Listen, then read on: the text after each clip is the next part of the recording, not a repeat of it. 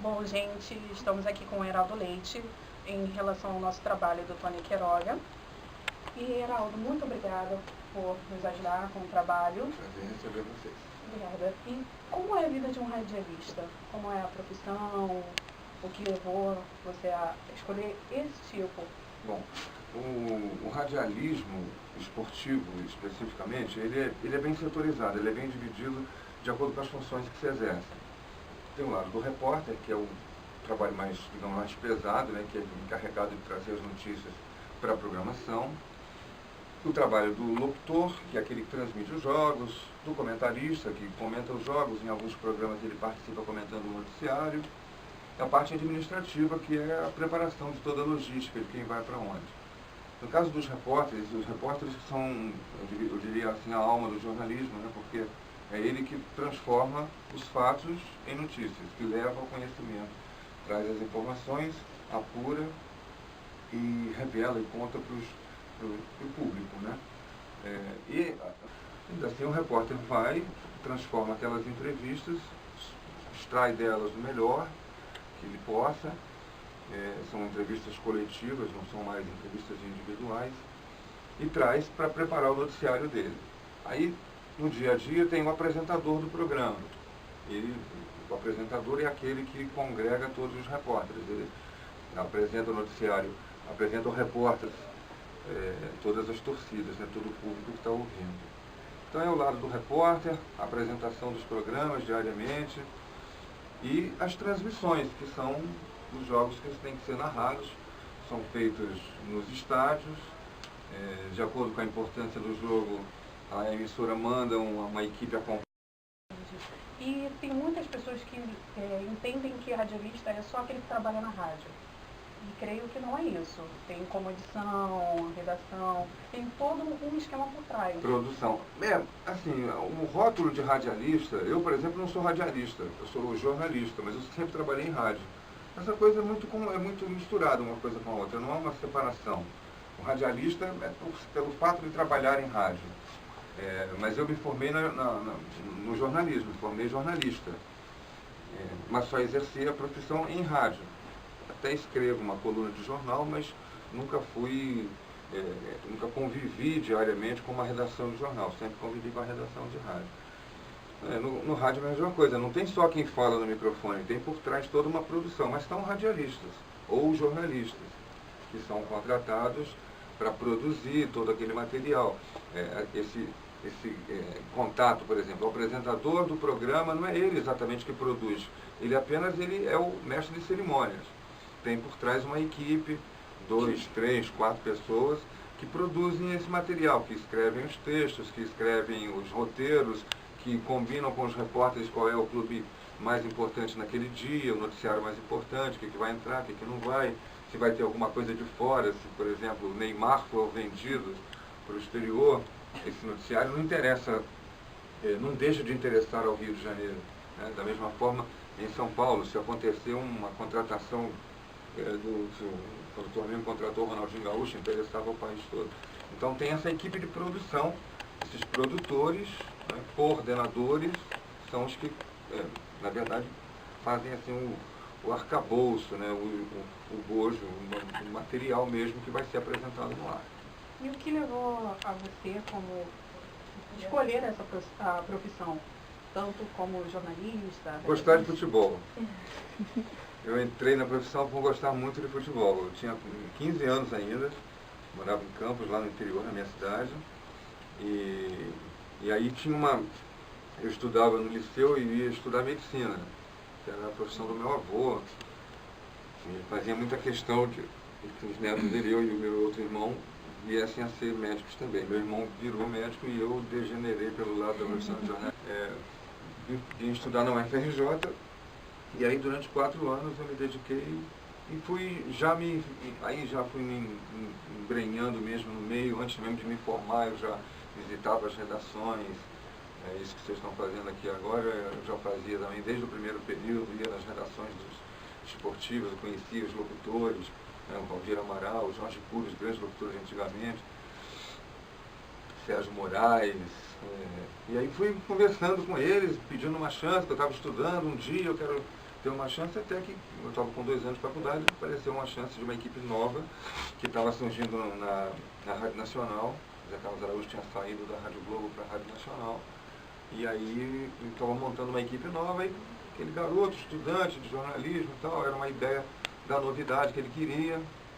Os outros que tinham lá eram gente muito antiga, muito velha no ramo e tal, ele queria renovar. E aí me deu a oportunidade e aí eu fui embora. Me formei em jornalismo e segui a profissão. Vimos os lados bons da área, mas qual é o lado ruim assim, que você diria que é o que nós, no caso estudantes, teríamos que ter mais cautela? Há muitos perigos, né? O primeiro deles é a questão de você saber muito a diferença entre a ética e o limite da ética, até onde vai. Que você é muito tentado a entrar no mundo do conforto. O jornalista é convidado para isso, para aquilo, e isso geralmente é confundido e muita gente tenta comprar a opinião do jornalista. Esse é o primeiro perigo. Você saber que um certo oferecimento de um agrado, às vezes até de uma carona, de um presente, um passeio, possa representar a intenção de comprar a sua opinião. O jornalista, ele não tem lado para escolher, é o lado da verdade, é o lado da notícia, seja ela boa ou ruim. Se uma pessoa é atropelada e morre, você não pode dizer que ela não foi atropelada, que foi uma casualidade, você simplesmente relata o fato, houve aquele fato e tal. Na política há muito isso, muita essa coisa de tentar vender uma notícia de determinado fato do jeito dele, né? A construção de um parque, de um hospital, que interesses há na divulgação daquele fato, propaganda política pessoal. Então tem uma série de coisas. No futebol, que é a minha área, existe também esse perigo de você ter a sua opinião vendida, na base só da notícia boa daquele clube, né? E aí, em troca, aquele dirigente inescrupuloso oferece benesses aqui e ali, viagem, passeios. Então você tem que saber muito identificar esses perigos. Agora, a outra coisa é o amor à profissão é muito importante. Você tem que gostar muito, porque o jornalista esportivo não tem sábado, domingo, feriado, fim de semana, Semana Santa, feriado prolongado. Essas coisas não existem no vocabulário do jornalista. Você trabalha sob escala, você tem as suas folgas naturais, devidas, de acordo com cada empresa, tem um pouco mais ou um pouco menos, mas há empresas que eu levei 19 anos na minha vida sem folgar um domingo. Minha folga era segunda-feira. O meu domingo era segunda-feira, simplesmente. Depois passei por um outro patamar, assim, até de cobertura, deixei da cobertura diária do dia a dia do clube ali, para fazer outro tipo de serviço na equipe, com coordenação e tal, chefia de reportagem, e aí comecei a ter outras coisas, que aí eu podia coordenar, concatenar folga com o trabalho. Então é preciso muita persistência e muita vocação, de você saber que está todo mundo domingo na praia e você está ali ralando atrás da notícia. Você vê uma redação às vezes vazia, com 4, 5 pessoas, durante a semana tem 40, no fim de semana tem 4, 5, e você é um desses 4, 5, né? Mas vai chegar um momento da sua folga também. Então são algumas das agruras aí da profissão. E o que você diria, então, para gente, para alunos que irão assistir esse trabalho, para incentivar ou então para dar um toque, para até mesmo finalizar o nosso trabalho e fechar, para não me atrapalhar? Bom, eu acho assim, principalmente preciso, estão muito no começo do trabalho de vocês, imagino que cheios de sonhos, cheios de planos, vocês todos aí que estão nos ouvindo, vendo. A primeira coisa que eu digo, sempre que eu tenho a oportunidade de dar uma palestra, falar alguma coisa para estudantes, é nunca desista dos seus sonhos. Se você tem seu sonho, você tem que lutar por ele. Aí vão advir aí as dificuldades, né, na família, nos amigos, entre os amigos, na profissão em si, às vezes a dificuldade de você ter um emprego não exatamente como você sonhava, né, em termos de remuneração, isso é um outro problema, né? O jornalista, para ser bem remunerado, ele tem que passar por muita dificuldade, ralar muito. Não é como o professor, como o médico, que pode ter 2, 3 empregos. O jornalista tem que escolher um. E às vezes esse um não é uma remuneração assim que, num primeiro momento, encha muito os olhos, né?